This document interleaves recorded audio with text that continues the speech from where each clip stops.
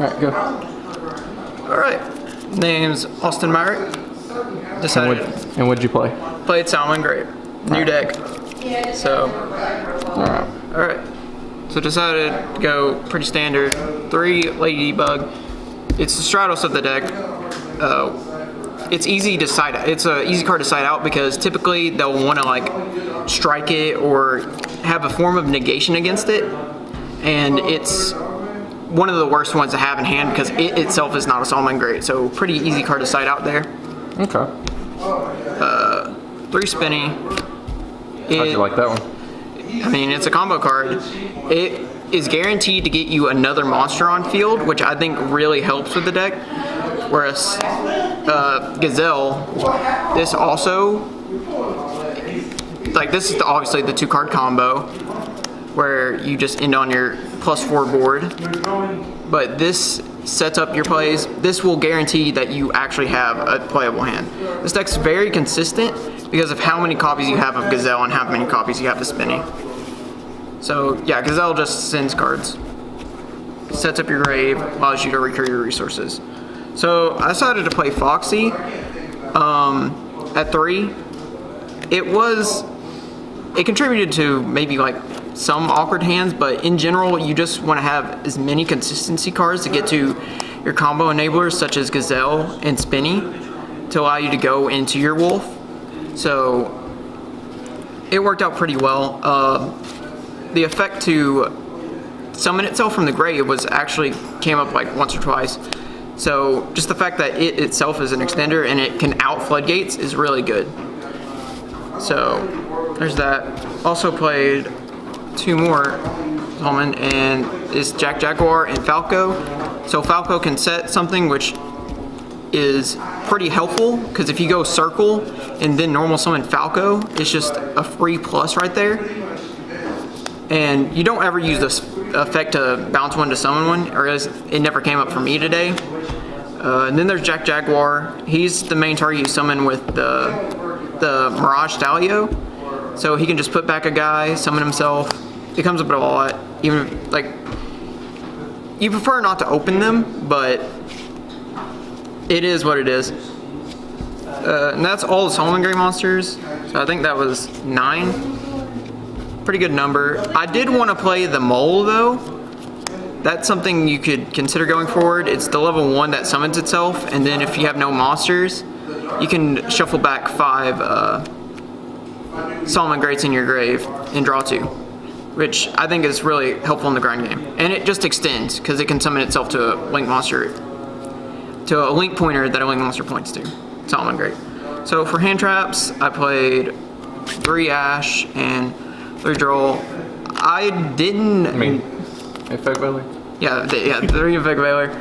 I didn't want to go overboard on hand traps because I didn't know what I was going to be facing today. Because, you know, Salamangreat came out and then people were maybe just playing their same old, same old. So I think Effect Veiler was really good because it's not once per turn. It's similar to Impermanence. I don't have Impermanence, so it may be better, but I like the fact that you can just have Veiler in hand and it just not lose to cards like Evenly Match.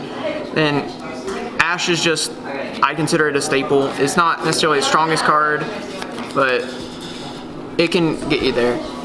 I didn't think Droll would be that good because I didn't expect a lot of danger decks and nor like field spell decks, so I didn't want to go with Droll in the main.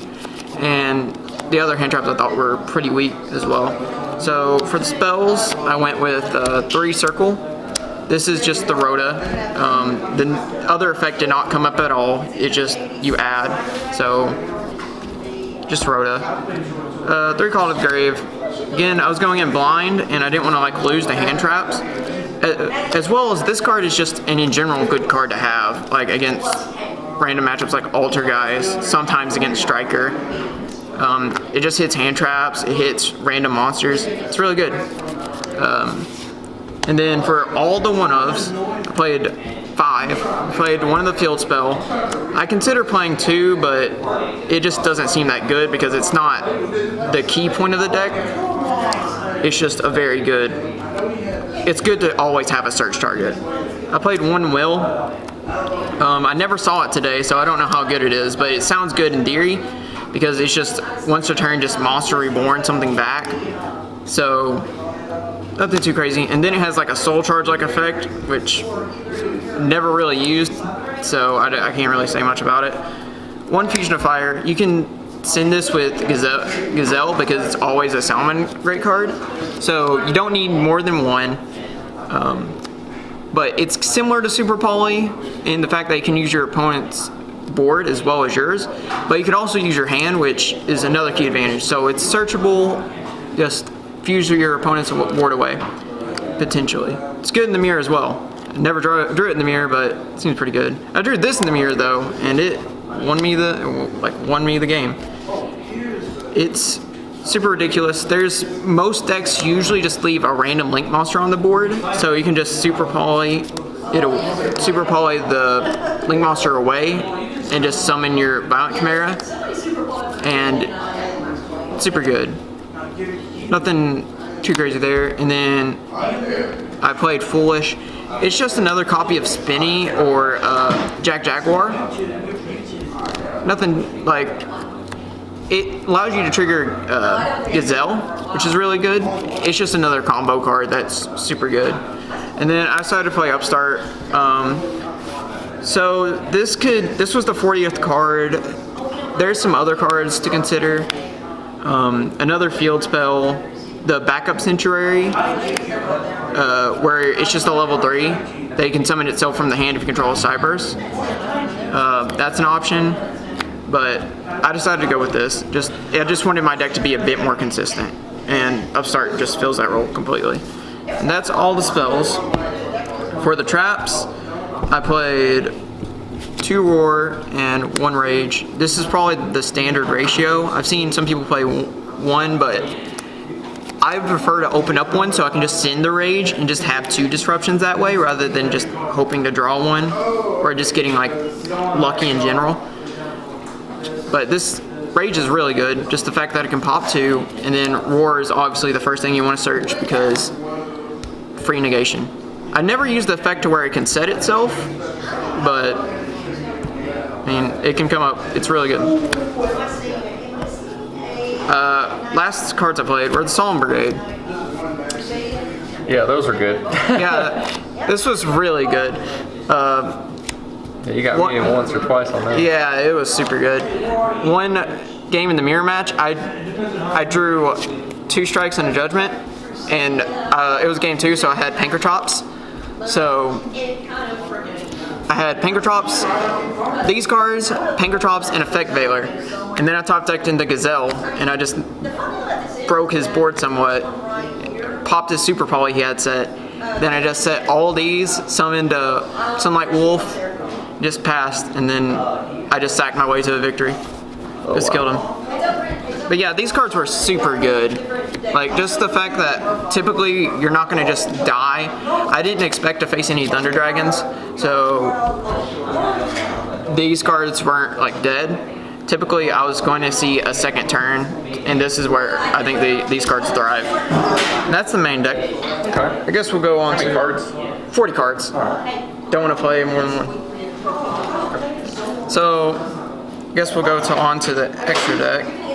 So, I played 3 Balinks. You could cut this down to 2, but I think that just having more in general is just better. And I play Ningirsu, so it makes this card like making Ningirsu just easier to have access to. So 3 Balinks. That's a field spell in case you didn't know, and protects your guys, which is very important in decks like the mirror match, just all various matchups. 3 Sunlight. You're gonna need 3. It's hard to justify playing less than 3. Just the fact that it can add stuff back. It's what gets you all your cards back. It's what gets you your Roar back. It's insane. 1800. Nothing really to say here. Yeah. Played 2 Heatleo. I didn't figure I think more is bad, but you need two because the fact that it can just make your guys bigger and spins back rows. I did not actually know you could target your opponent's monsters with this, but I never summoned this card, but it is very important to have. So I'll play 2 of it so you can have one to link off into another one. I played 2 Mirage, so I felt that having a second one was going to be important. I never summoned a second one, but I felt like had it gone to the grind game, I felt like I was going to be into a situation where the second one was going to come up, I was going to summon 2 level 3s and just, summon this, bounce a card. It's a lot of tempo in one card to where you just get a free summon from deck. So yeah, summons one from deck. I played the One Violent Chimera. I only summoned it once or twice actually. It was okay. Like, it was a big beater. Nothing really to say here. It won me some games. I didn't really summon that often though. So for the non-Salamangreat cards, I played the Update Jammer Transco Talker combo. I OTK'd like 3 people today with it. I feel like this combo is really important. I feel like this is probably like the correct cards to play. Yeah, it takes like 2 extra deck slots, but I think it's actually a lot better than Boral Sword, which it's more in theme, and the only thing that it conflicts with is the Mirage Stalio. So this just puts over 8,000 on the board, makes your guys untargetable, and just kills your opponent. So I played Phoenix. So this was just probably the best generic Link monster there is, in my opinion. That, and I didn't expect this, but if people decided to be cheeky and side decked a card called Contacting Sea, you just link off into this and then summon your Sunlight Wolf the hard way, so it doesn't even matter. That is just completely generic. And then I'm playing in Gearsu. So this was the 15th extra deck slot. I didn't know what to put in there. I was originally playing a rank 4, but then as I began to like test hand the deck, I realized that there wasn't going to be any situation to where I actually wanted a rank 4 over just a utility card. And this happened to be the one I came across. This could be Boral Load or Boral Sword if you want. I don't think Boral Sword is necessary. But I never really summoned this often. This was again just utility. I summoned it once. It didn't do that much, but it outed some Thanos dragons. Side deck. This was probably pretty great. Yeah, Thanos is pretty big. Side deck. This was the most thrown together part. It's got some good cards though. 3 Ogre. I saw Infernoids and like other combo decks, so I wanted to have this in the side. I didn't think it was worth maining. I thought it was still weak. I never sided it. I may have sided it one time, I think against BA, but most of my deck sucks against, or not most of my deck, but there's a lot of main deck choices that aren't good for against BA. But this was lacking. 3 Pink Drops. This card was really good. The free special summon that it just put, like against Salamangreats for example, it's a free special summon that you can just like, it's gonna sometimes bait out Rage Pop. It'll bait out sometimes a negate. It's really good. One card to just deal with the board. It's good against, in general, like a lot of variety matchups, especially back row decks and negate boards. So the only spell I sided was 3 Twin Twisters. This was okay. Like, nothing to write home about, but there's a lot of free discard targets like Spinny and sometimes Foxy. So it worked. Didn't side in that much, but it seemed really good in theory. And it's also good against the mirror match because it's just a guaranteed negate. that they're going to negate it because you're just going to target their roar anyways. So it's pretty good. I never sided this card in, but I feel like it was good to have evenly matched. Like, it's just a blowout card, and if people don't expect it or respect it, it's super insane. It just outs complete boards. You don't have to worry about back row for the most part. You can just go off with their combo main phase too. And then I decided to go with Rivalry. So I think this is better than Gozen for the most part, because while I didn't expect Thunder Dragons, I was kind of concerned for random decks such as Dangers, Strikers, random decks like that. This just shuts them down, and the fact that you can protect it from cards like Twin Twisters through the effective Roar just means that you're forcing this upon them, and sometimes decks just can't deal with that. They have to try to pop this, and if you prevent that, then it's a struggle to win. Okay. Oh, is there any changes that you would do to the deck? So I think the main deck was, for the most part, fine. You can probably cut down on the strikes and stuff, or just the solemn cards in general. I think the thing that needs the most tuning is the side deck. I just kind of threw it together for the most part. It's just a pile of good cards.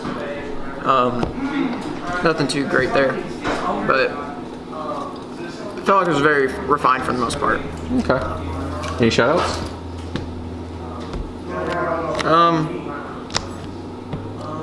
No. Okay.